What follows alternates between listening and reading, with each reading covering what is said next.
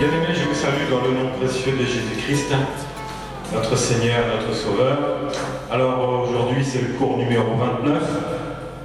On est toujours dans les fondements de la foi.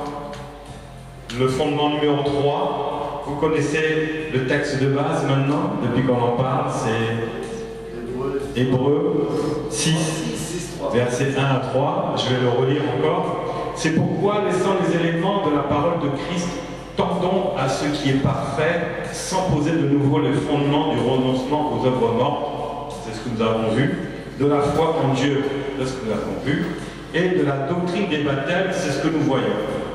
Et la position des mains, c'est ce que nous verrons. La résurrection de mort, c'est à voir, et le jugement éternel. C'est ce que nous ferons si Dieu le permet. Donc Dieu veut nous permettre d'être baptisés. Et on a vu les différentes formes de baptême. Et donc aujourd'hui, on a vu le premier baptême, c'était le baptême de Jean, le baptême de souffrance de Christ. Après, c'était le baptême chrétien, le baptême d'eau chrétien. Et le quatrième, et le dernier baptême, c'est le baptême du Saint-Esprit. Alors on va voir la première partie parce que le baptême du Saint-Esprit, il y a beaucoup à dire dessus. Et c'est un baptême qui laisse beaucoup de personnes avec des questions. Parce que le baptême d'eau, on le fait, ça se voit, on l'a compris, mais le baptême du Saint-Esprit, là, c'est autre chose. Alors on va voir, et comme ça on va mieux comprendre qu'est-ce que c'est que le baptême du Saint-Esprit.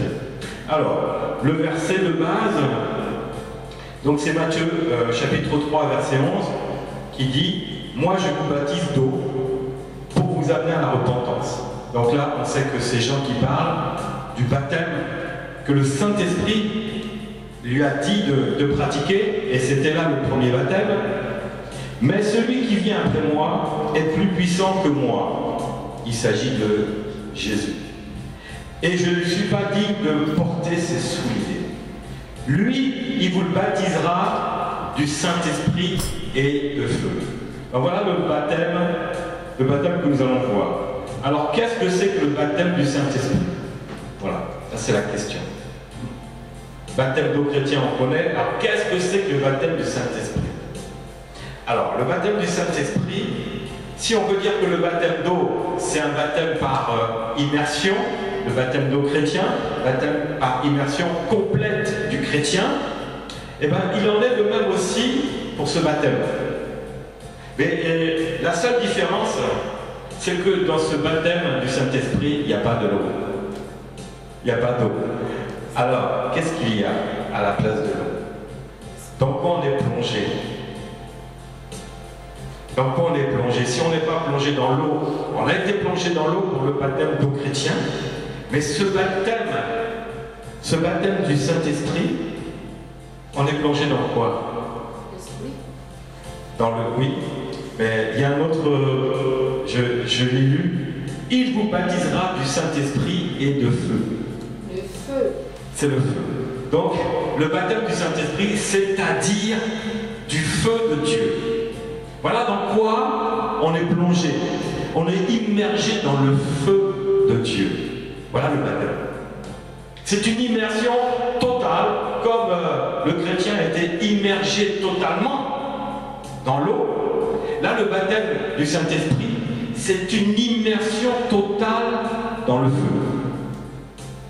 Voyez un peu, on passe par l'eau, après on passe par le feu. L'eau, c'est immersion totale. On sait que celui qui croit et qui sera baptisé sera sauvé, n'est-ce pas? Mais là, le baptême du Saint-Esprit, celui qui croit aussi, qu'est-ce qui va se passer? Eh bien, il va recevoir le Saint-Esprit, n'est-ce pas? Est-ce qu'on doit attendre le baptême du Saint-Esprit pour recevoir le Saint-Esprit? Oui ou non? Ah, ça, c'est des questions. Allons-y. Non. Non. Parce que, est-ce qu'on a eu à attendre le baptême d'eau pour recevoir Jésus? Non. Vous voyez, le baptême n'est pas un moment où on va recevoir le propriétaire de ce baptême. On a déjà cru en Jésus. On a confessé, on a accepté la parole de Christ et on se fait baptiser. Et à ce moment-là, on est sauvé. Alors, le baptême du Saint-Esprit, eh ben, c'est le même processus. C'est exactement la même chose. On a reçu Jésus-Christ. Donc, quand on reçoit Jésus-Christ, on est sauvé. Donc, qu'est-ce qu'on reçoit? Le Saint-Esprit. Et le baptême du Saint-Esprit, c'est là que ça va révéler maintenant sa puissance. D'un côté, on est sauvé, mais de l'autre côté, on reçoit la puissance. Le baptême du Saint-Esprit, c'est la puissance de Dieu. C'est le feu. Alors, c'est l'immersion complète dans le feu du Saint-Esprit. Quand tu te fais baptiser du Saint-Esprit, immersion complète. Ça, c'est la première chose. Donc, qu'est-ce que c'est le baptême du Saint-Esprit? Donc, nous sommes baptisés donc, du Saint-Esprit et de son feu, c'est-à-dire le feu du Saint-Esprit. Ce qui veut dire que nous sommes baptisés donc, du Saint-Esprit, c'est-à-dire de Dieu. Alors, nous sommes donc, le baptême du Saint-Esprit, c'est on est plongé dans quoi? Dans le feu. Dans le feu. Plongé dans le feu. Alors là, c'est fort. Être baptisé du Saint-Esprit veut donc dire que nous sommes plongés dans un feu liquide. Autant l'eau est liquide, autant ce feu, il est liquide. Pareil, c'est un feu liquide. Et quand nous recevons le baptême du Saint-Esprit, nous sommes complètement mouillés de ce feu-là. Donc, quand vous êtes baptisé d'eau, vous êtes mouillé, l'eau du baptême chrétien, mais après, quand on vous baptise du Saint-Esprit, là, vous êtes aussi mouillé, mais du feu de l'Éternel. C'est une puissance. C'est-à-dire que notre esprit, notre âme et notre corps sont remplis du feu du Saint-Esprit. Et quand il y a un feu qui vient, qu'est-ce que ça fait? Ça brûle. Ça brûle. Et quand ça brûle, qu'est-ce que l'on fait? On crache du feu. Quand tu es baptisé du Saint-Esprit, tu vas cracher le feu. Il y a du feu qui va sortir de toi. À partir de là, nous allons vivre tous dans un feu. Un feu qui a sur toi, bien aimé. Lorsqu'on prie sur toi, on demande que le Saint-Esprit te baptise. Il y a un feu qui va rentrer dans ta vie. C'est-à-dire que tu as reçu la nouvelle naissance. Quand tu reçois Jésus, comme dans ton cœur, comme Seigneur et Sauveur, tu as reçu la nouvelle naissance. Mais là, le baptême du Saint-Esprit va avec le feu dans la nouvelle naissance. C'est-à-dire que tu vas brûler la parole, tu ne pourras plus la contenir. C'est là que tu sais déjà, par ton comportement, si tu es déjà baptisé du Saint-Esprit ou pas. Parce que quand tu es né de nouveau, c'est une chose. Hein, tu es bien, tu as la parole, tu as envie. Mais il faut le baptême du Saint-Esprit qui va brûler en toi et qui va faire sortir la parole de Dieu. Et on se sent différent, on se sent poussé. Ben oui, il y a un feu qui est allumé en toi. Le baptême du Saint-Esprit, c'est un feu qui s'allume en toi et qui va révéler la parole de Dieu que Dieu t'a donnée à travers la nouvelle naissance. Il y a un feu. Et il y a un feu que, vous savez, qu'est-ce qu'il faut pour toujours alimenter un feu? Il faut du souffle, il faut du vent. Comme on faisait les merguez dimanche là, hein, frère Philippe, qu'est-ce qu'il fallait faire? Vous avez trop mis de l'eau sur le feu, ça l'a éteint. Et après, pour rallumer le feu, qu'est-ce qu'il fallait? On a pris une pelle et on a fait du vent. Et qu'est-ce qui s'est passé? Le feu a repris. Donc le vent, c'est aussi, ça représente le Saint-Esprit. Ça représente. Donc le vent sur ton feu, ça va faire beaucoup de grandes flammes. Tu vas brûler pour le Seigneur. La parole qui va sortir sera une parole brûlante, puissante, dévorante et qui va toucher les gens. Mais si tu n'es pas baptisé dans le Saint-Esprit, ta parole sera une parole religieuse. Elle ne sera pas puissante. C'est le feu du Saint-Esprit qui rend ta parole puissante, vivante et efficace. Voilà qu'est-ce que c'est que le baptême du Saint-Esprit. Le baptême du Saint-Esprit vient envoyer la puissance dans ce que tu as déjà reçu. Tu ne peux plus te contenir. Quand tu es baptisé du Saint-Esprit, tu as déjà été baptisé, tu es né de nouveau, mais là le baptême du Saint-Esprit descend dans ta vie, c'est-à-dire que tu vas faire le tour de ta famille pour annoncer Jésus. La famille en aura même marre de toi, parce qu'il n'y aura que ces paroles qui sortiront de ta bouche.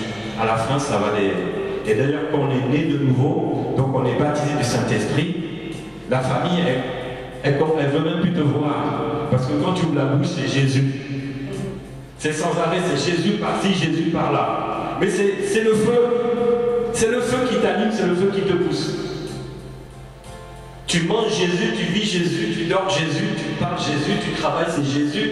Il y a un feu qui est allumé. Mais toi, il faut le vouloir. Il faut vouloir que ce feu reste allumé. Le baptême du Saint-Esprit, c'est ça. Alors, c'est la puissance pour annoncer la parole de Dieu sur toute la terre. Voilà.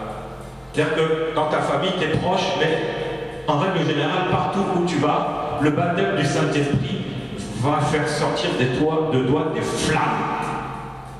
Des flammes de feu. La parole puissante.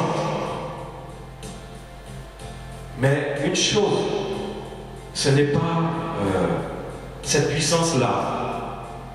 Ce n'est pas une puissance pour augmenter tes biens matériels. Je te le dis tout de suite. Ce feu n'est pas pour augmenter tes biens matériels.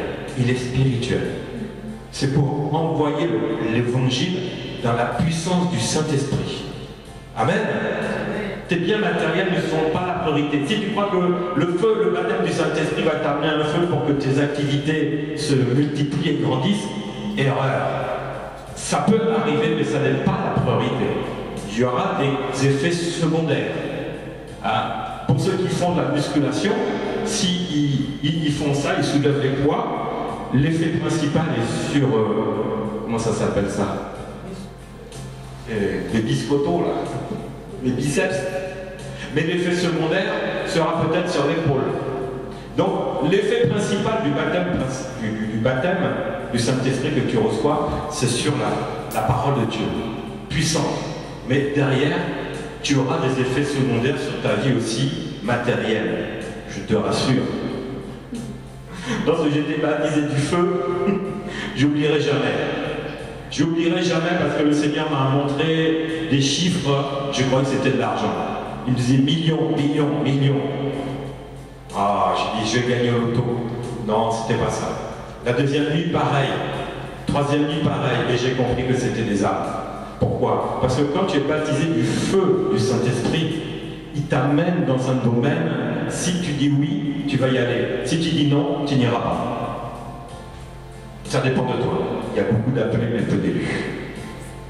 Le feu du Saint-Esprit va t'amener dans un domaine que toi-même, tu ne peux pas comprendre. Tu vas te dire, c'est pas possible. Mais oui, ce n'est pas toi. Il y a un feu en toi que le Saint-Esprit alimente parce que tu le laisses alimenter le feu qu'il a mis en toi. Mais tu vas brûler. Tu vas brûler. Tu vas brûler pour le Seigneur. Mais tu vas aussi brûler toutes les œuvres mauvaises. Ce feu-là, bien aimé, il est puissant pour toi. Donc voici qu'est-ce que c'est que le baptême du Saint-Esprit.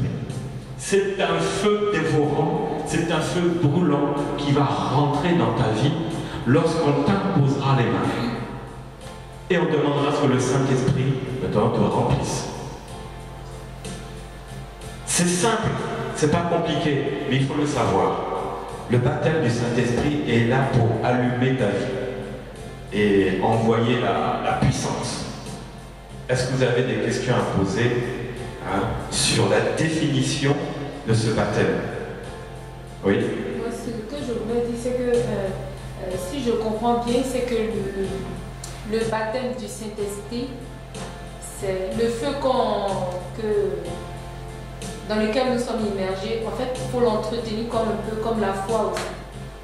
Tout à fait. Ça s'entretient parce que c'est une relation avec lui. Je ne veux pas dire que le Saint-Esprit est une personne, parce que Dieu n'est pas une personne. Mais le Saint-Esprit est une présence. C'est Emmanuel. Dieu parmi nous. Dieu au milieu de nous.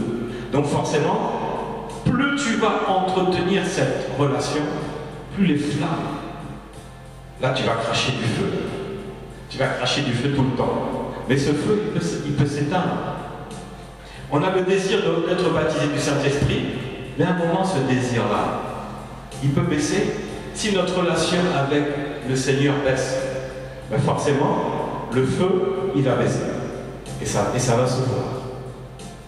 Ça va se voir sur soi. Au début, il y avait un feu toujours là, debout, à courir partout. Et la première personne à tout faire, ça c'est le feu.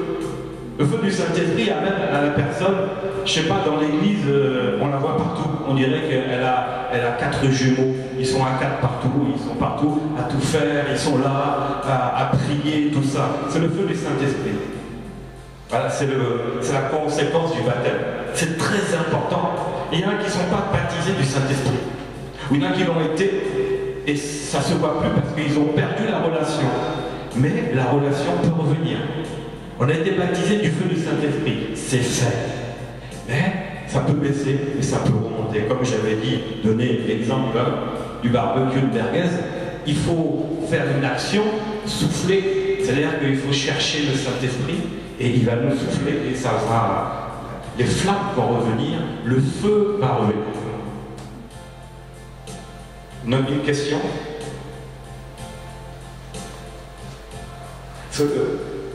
La définition du baptême du Saint-Esprit, ça n'a jamais été abordé. Donc ça peut vous paraître tout à fait nouveau, parce que vous avez entendu parler du Saint-Esprit, mais le baptême du Saint-Esprit, la définition, est-ce que c'est clair? On est immergé dans le Saint-Esprit, c'est-à-dire dans son feu.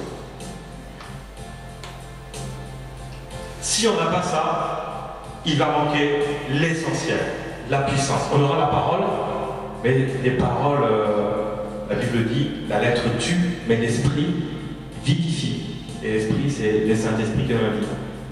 Oui, frère Philippe? Parce que je voulais demander, si on est imprégné par le feu du Saint-Esprit, c'est par imposition de main ou bien par mission de le feu? Ça commence par l'imposition des mains. On prie, on impose les mains. Et voilà. Voilà comment ça se passe. D'abord, il y a le baptême, mais le baptême d'eau n'est pas automatique. On verra ça plus tard. L'histoire de Corneille, ils n'étaient pas baptisés, ils ont reçu la parole de Christ, ils ont cru, ils ont accepté la parole, et aussitôt le Saint-Esprit est descendu dans la maison, ils étaient tous remplis du Saint-Esprit, ils ont été baptisés du Saint-Esprit. Tu vois?